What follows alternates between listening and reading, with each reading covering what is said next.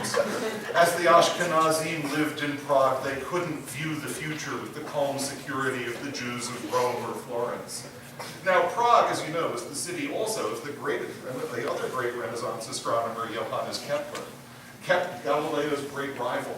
Kepler had always believed that the universe was perfectly symmetrical, that the courses of the planets were in circles or combinations of circles, defined by Plato's perfect solids. His universe was neat, beautiful, a wonderful demonstration of the power of providence to arrange everything by the most perfect possible geometry. How was he to deal with Galileo's discoveries? Galileo had found unevenness, mess, funky stars in the middle of the cosmos. They didn't fit Kepler's model. Discouraged, he went to his friends in the ghetto, and as good friends do, they tried to comfort him. They couldn't help with the astronomy, so they offered him a good meal. They took him to eat latkes. And suddenly Kepler saw not the circular latke of Italy, but the oval latke of the East European Ashkenazim. He was inspired. He went back to his figures. He recomputed everything. And within a few weeks, he had arrived at the first law of planetary motion, showing that the planets move by a figure new to geometry as to cuisine, that of the elliptical or oval latke of the East European Ashkenazim.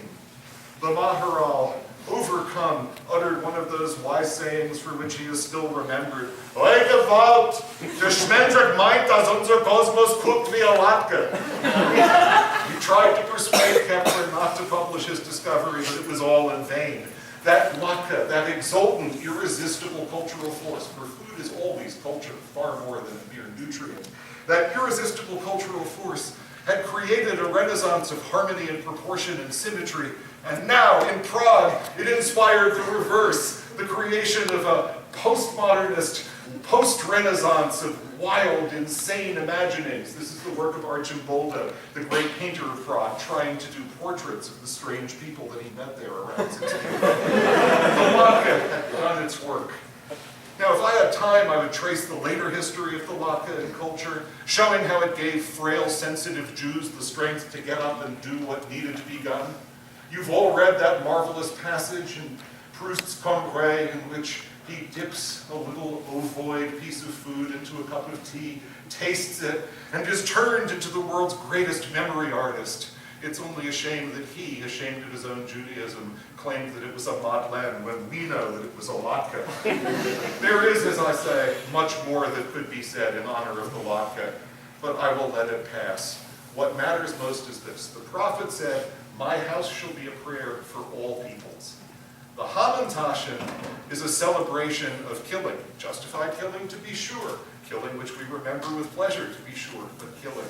The latke, however, has become a symbol of much more, of warmth, of love, of cultural contact between the peoples. The latke has been, like those fig cakes of David's, a bridge that has enabled people to communicate across barriers that would otherwise have been too great. Join me, please, in celebrating the latke